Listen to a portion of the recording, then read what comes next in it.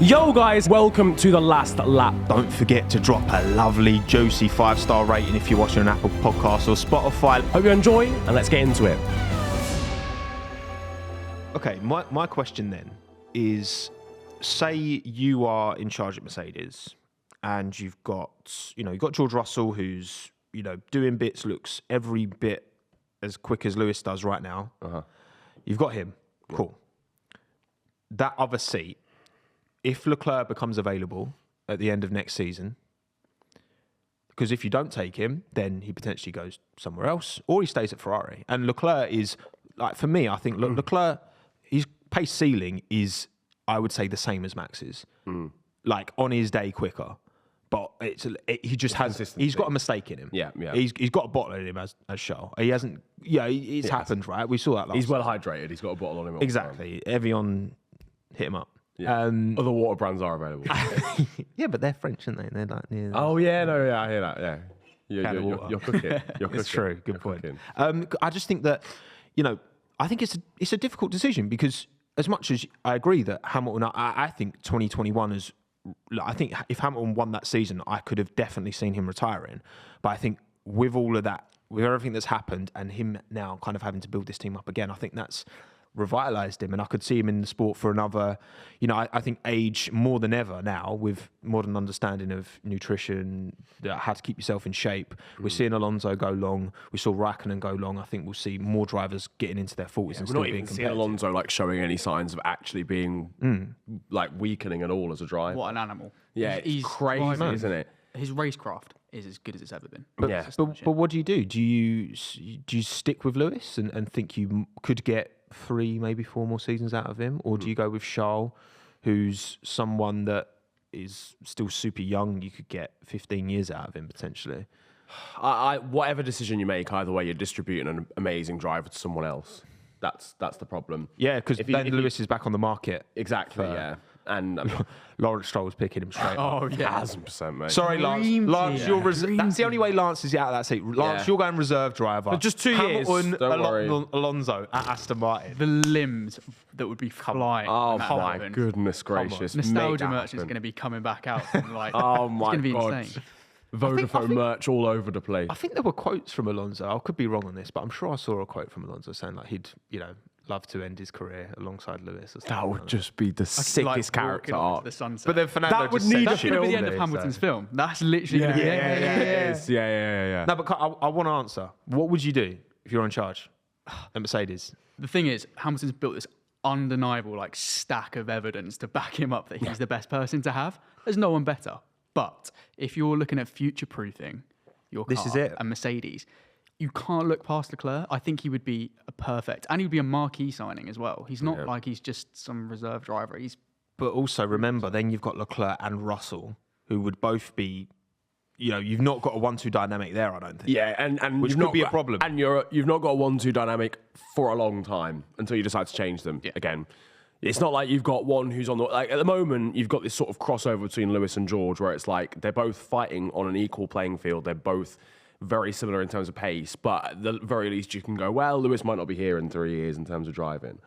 But if you've got Leclerc and Russell in the same car, they're literally the same age. You're going to have that potential power dynamic for about 10 years if you decided to keep them together. Just a thought. So that would be what, next year that he would go, right? Leclerc. End of 2024. End of 2024. 2025. So what happens if Mercedes do really well? Russell has proven himself. He's multiple race winner by then.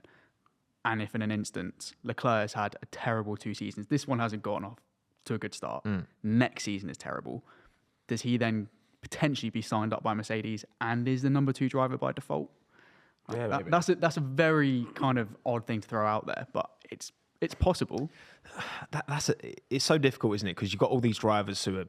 Look, I think the talent pool in F1 right now is as good as it has ever been, if not better than it has ever been. Because I just think the standards, you've got these drivers, there's more drivers coming through now. Yeah. There's more... I just think you go back to the early 2000s and some of the drivers just weren't at the standard. I think like we're not seeing really There's anyone heavyweights now. everywhere in the top. Like in the even top De Vries at the back is like a 2-time like world champion. That's actually mad. Yeah. Piastri won everything on the way up. Yeah. Like Logan was like way more impressive than Piastri in the karting days as well. Yeah. So it's like, I just think the standard's so high. You look at the Hamilton-Bottas pairing was perfect in the same way that Schumacher-Barrichello was perfect. for Mercedes Ferrari. was spoiled, man. And it's like, even, Red Bull, you had Webber wasn't a happy number 2, but he kind of ended up just having to accept it. Yeah. And it feels like, I think Checo's maybe kind of the same. He's not happy to be number 2, but I think he just has to kind of accept it.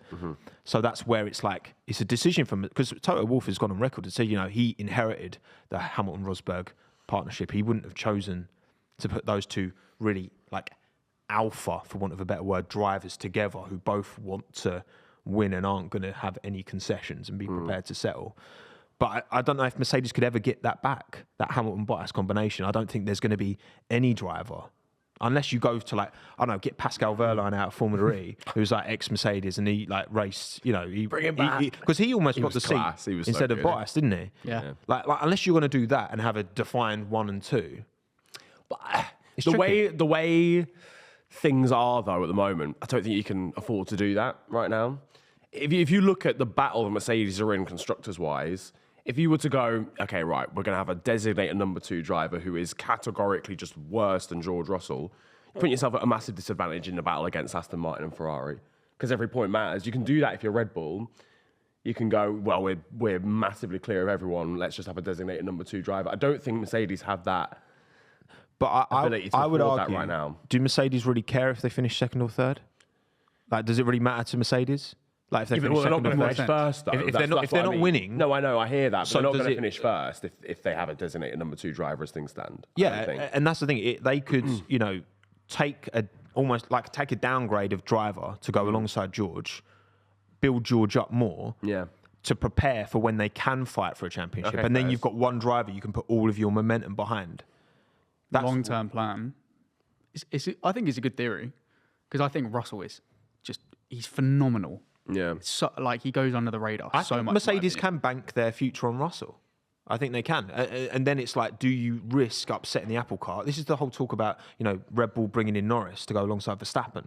Yeah. Lando's unreal. Like, I think he would push Verstappen harder than he's been pushed for a long time. Yeah. Does that upset the status quo there? Dynamic.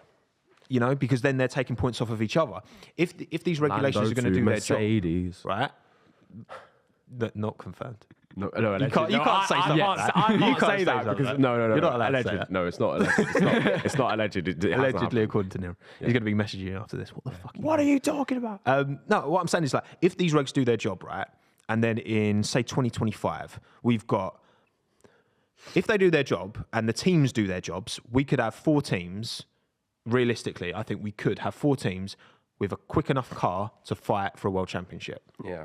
That is the time, more than ever, you need a 1-2. Because if you've got 2 number 1s, they're taking points off of each other. And then you can't win the Drivers' Championship if you've got 2 number 1s. You can't Because do there's that. margin between how far apart are they? Are they close enough that they don't challenge each other, but are they so far away that they can't gain higher place points? That's a tricky one. It's a tough one. It depends also what you're aiming for. Are we trying to win a constructors championship or a drivers Oh, championship? here? Drivers is all they give a fuck about. No, but I know the teams. But the Nah, team, that's what I mean. That's waffle. I'm sorry. You reckon? Yeah, man. Like, come on. It's a bit of prize money. To a team like Haas, calm, fine. There's a lot to that. Facts. No, I hear that, I hear Daimler? that. Yeah. Are Daimler I hear going to that give a point. fuck about that? Especially with the pennies cost to them. cap. No. They're not even spending as much as they were Who before. won the Constructors in 2008? Was it Ferrari? I don't know. Ferrari. No one gives a fuck. That's Yeah, a good 'cause they point. didn't- they didn't No really one win. cares. They didn't He's win. probably done us We there. don't isn't care. he? We don't care. No yeah, one fact. cares.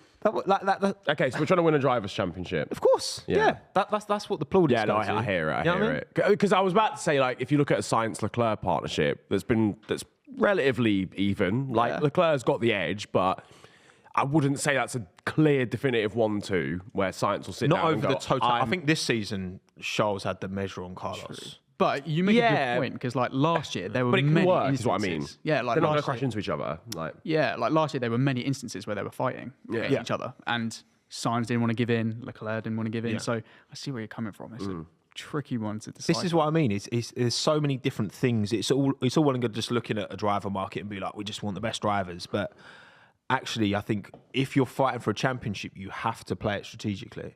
Like the fact that, in 2010, the fact that Vettel and Webber were so close almost saw Fernando or Lewis even win the championship. Yeah. Take that championship, because Lewis was clear of Jensen in 2010, and Fernando was way clear of Massa. Yeah. So like that almost got one of them the championship, and then Red Bull all of a sudden, like, they could have very easily, if that's gone slightly different. Obviously Vettel won the championship, but Vettel never led that championship until the last day, and he kind of like took it from Webber.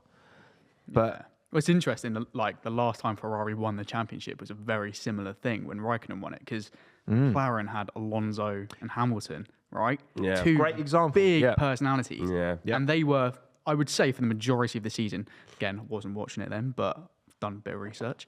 They were watch highlights. in a massive dogfight for the whole season. Yeah. And they just came up against each other, ruined each other's races. Raikkonen sweeps in and wins a title. Yeah. Like, maybe Ferrari need to do that again. They go, no, take him. And then we'll just... Yeah. No, that's the exact example. Yeah. So that could easily happen if they don't play their cards right. And I just think that,